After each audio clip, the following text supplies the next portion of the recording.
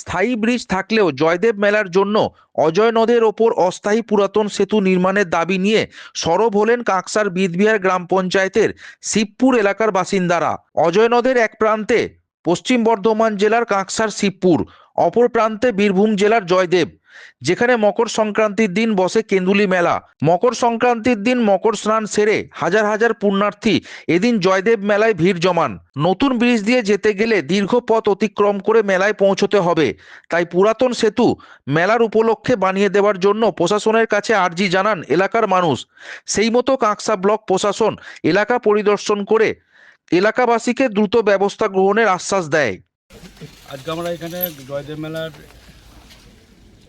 যে ক্ষেত্র, যেখানে জয়দেব মেলা হয় দীর্ঘদিন ধরে, এটা একটা ঐতিহ্য। আমরা দেখেছি যে বাঙালিদের মধ্যে একটা ঐতিহ্য, সেখানে হচ্ছে গঙ্গাসাগরের পরেই জয়দেব মেলার গুরুত্ব, এটা আমাদের মাননীয় মুখ্যমন্ত্রী বারবার বলেছেন। এবং সেই জয়দেব মেলা যাতে আগামী দিনে আরও ভালো করে সুস্থভাবে হয়, যেটা বিগত দিনে হয়ে এসছে, সেটাকে দেখার জন্যই আমরা এসেছি। এবং এখানে একটা সমস্যা তৈরি হয়েছে, সমস্যাটা অন্য কিছু নয়, যে রাস্তা নদীর ওপরে ছিল, যেটা জয়দেব মেলাকে কেন্দ্র করে, এবং মেন যে রাস্তা ছিল এখানে, সেই রাস্তার যে নদীর ওপর যে ব্রিজ ছিল, অস্থায়ী ব্রিজ, ফুট ব্রিজ, তো সেই ব্রিজটা এখন নতুন করে আমাদের মাননীয় মুখ্যমন্ত্রী মমতা বন্দ্যোপাধ্যায় ব্রিজ তৈরি করার ফলে এটা বন্ধ হয়েছে। এবং সেটাকে কেন্দ্র করে দেখা যাবে যে মেলার যে বিভিন্ন পুণ্যার্থী আসেন জয়দেব মেলাতে, সেখানে বীরভূম এবং বর্ধমান যৌথভাবেই এখানে মেলাটা দীর্ঘদিন ধরে করে আসছেন। এবং আমাদেরও এবারে দাবি যে আমরা, যেহেতু নতুন করে ব্রিজ হয়েছে, রাস্তার একটা সমস্যা, যেহেতু নদীর উপর যে রাস্তাটা ছিল, যেটাকে জয়দেব মেলা সহ এবং অনেক আপনার এখানে যারা ব্যবসায়ী আছে, বিশেষ করে সবজি ব্যবসায়ী, রান্না ব্যবসায়ী যারা আছেন, তারাও কিন্তু এই রাস্তার উপর দিয়ে বিগত দিন থেকে এরা মানে চলাচল করতেন এবং বিভিন্ন পণ্যবাহী জিনিসপত্র তারা এখান থেকে রাস্তা দিয়ে নিয়ে যেতেন।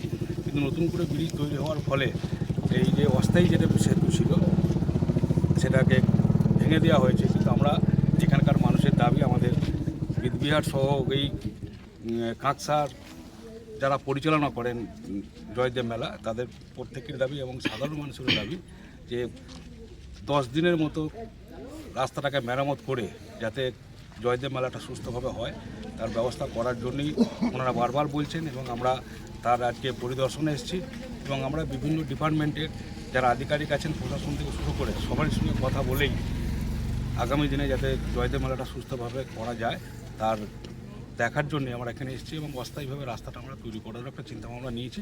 এবং জয়দেব মেলা যেমন দীর্ঘদিন ধরে হয়ে আসছে, এবং আগামী দিন যে জয়দেব মেলা আছে, সেই জয়দেব মেলা এখন সুস্থভাবে হবে, তার পরিকল্পনা করি আমরা এখান থেকে বেরিয়ে যাচ্ছি। এবং এখানকার সমস্ত মানুষকে বলবো যে আপনারা যেমন বিগত দিনে জয়দেব মেলা পরিচালনা করে এসেছেন, এবারেও করবেন, সেই আশ্বস্ত কিন্তু আমরা আমাদের প্রশাসন লেভেল থেকে শুরু করে বিভিন্ন আমাদের যে দপ্তর আছে, সেখানে আলোচনা করি আপনাদেরকে আগামী দিনে যাতে করতে পারেন তার ব্যবস্থা করার জন্যই আমরা এখানে আজকে পরিদর্শনে এসেছি।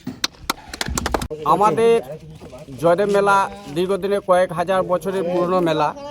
এই মেলা যে এক ঐতিহ্যবাহী মেলা, এই মেলাতে মোটামুটি উড়িষ্যা, মেদিনীপুর, পুরুলিয়া, বাঁকুড়া লোকে, এটা হচ্ছে একদম সদর রাস্তা। সেই সদর রাস্তায় যে একটা অস্থায়ী রাস্তা বরাবরের জন্য ছিল, সেই রাস্তাটি কিন্তু এখন ভগ্নপ্রায়। ওই ভগ্নপ্রায় 3 মাস পর আবার রিপেয়ার করে প্রত্যেক বছর মেলা হয়।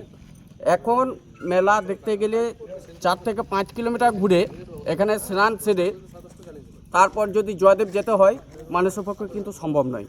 তাই আমরা, এবং রাস্তায় যেভাবে মানুষের ঢল, সেই ঢলে পদপিষ্ট হয়ে মানুষ কিন্তু মারা যাবে। ওই ব্রিজের উপর থেকে লোক যদি ঝাঁপিয়ে দেয়, কী অবস্থাটা হবে? তো সেই অবস্থায় আমরা সরকারের কাছে আবেদন রাখছি যে এই ব্রিজটা আবার অস্থায়ীভাবে তৈরি হয় এবং সুষ্ঠুভাবে মেলাটা যাতে পরিচালনা হয়। কমসে কম 7 দিনের জন্য রাস্তাটা আমরা চাই, সরকারের কাছে এটাই আবেদন। থেকে আমাদের আগ্রা বসে স্ট্যান্ড হয়, দোকান হয়, মেলার 50% এই ধারেই বসে আমাদের। সেই মেলাটা যাতে নষ্ট না হয়, এটাই আমার আবেদন। আমার নাম বিমল পাল। রাস্তায় নেমেছি, আমাদের এখানে রাস্তা না হলে আমরা কি করে যাতায়াত করব? তার জন্য তারপরে কত বাইরে লোকের অসুবিধা, আমাদের তো অসুবিধা আছে, বাইরে লোকের অসুবিধা। এত যে আশ্রম হয়, সেই আশ্রমগুলো তো বন্ধ হয়ে যাবে। হ্যাঁ, আর এত দূরে ঘুরে চান করতে যাওয়া সম্ভব নয় সব মানুষের। মকর চানের সময় তাহলে অনেক অনেক 5 কিলোমিটার হ্যাঁ, গাড়ি ভাড়া করে যেতে হবে। হ্যাঁ, তারপরে আমাদের এই তো বাসিন্দারা লোকে তো ওইদিকে যেতেই দেবে না মনে হয়। আমাদের সমস্যা চাইছি এদিকে রাস্তা হোক, আমরা এটাই চাইছি। আমার নাম সুচিত্রা হারি।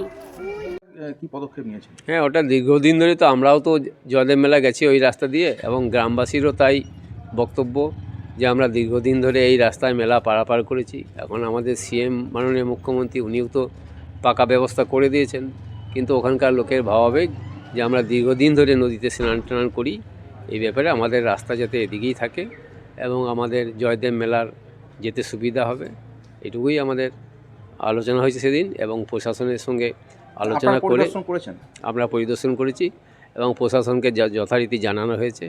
প্রশাসন যেমন সিদ্ধান্ত নেবেন সেই মতো ওখানে কাজ হবে। নতুন তো ব্রিজ ওখানে রয়েছে একটা।